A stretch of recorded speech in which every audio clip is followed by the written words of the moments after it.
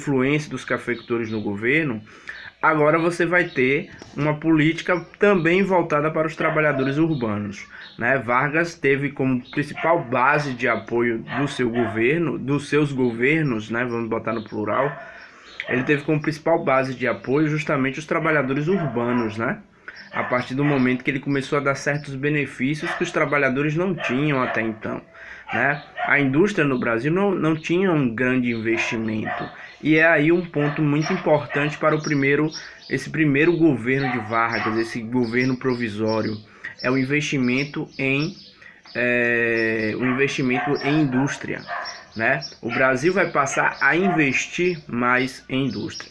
Mas só voltando a uma questão importante, por que o Brasil vai passar a investir mais em indústria, principalmente a indústria de base, né?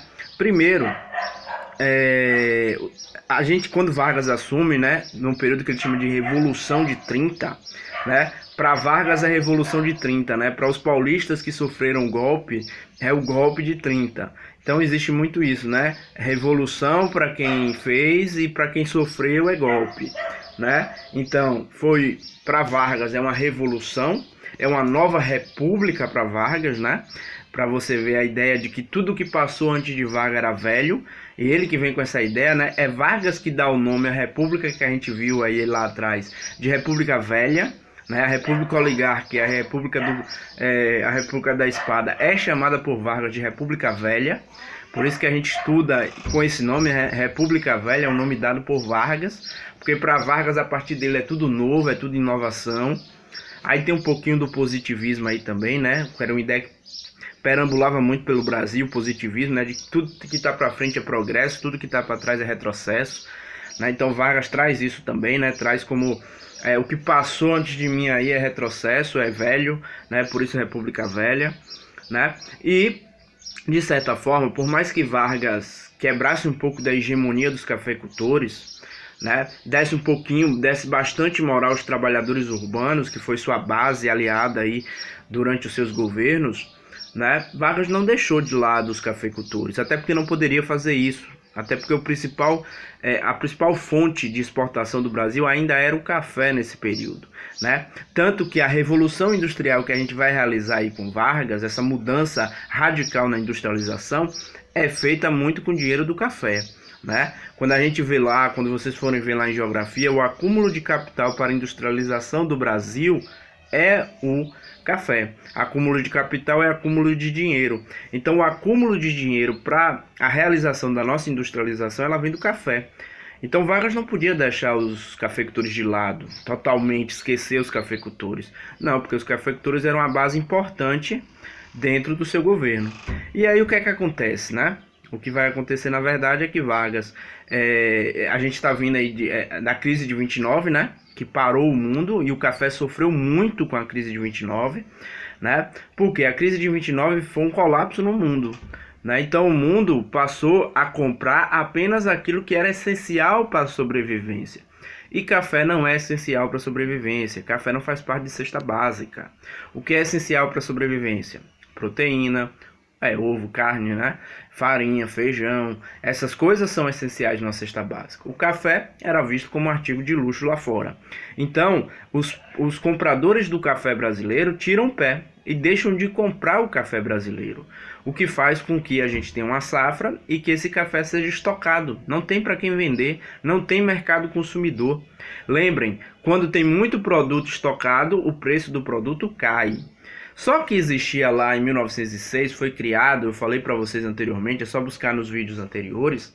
Lá em 1906 você teve um convênio chamado Convênio de Taubaté, né? 1906 quem dominava a política eram os cafeicultores.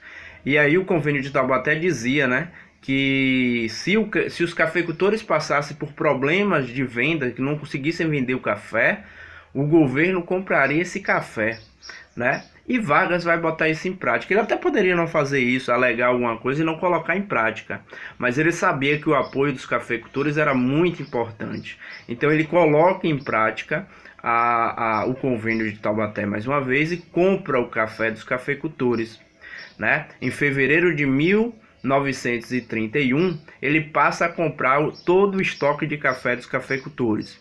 Isso faz com que a figura de Vargas comece a ganhar popularidade também entre os cafeicultores, né? Vargas já estava sendo muito popular com os trabalhadores urbanos e agora passa a ter uma certa moralzinha aí com os cafeicultores também.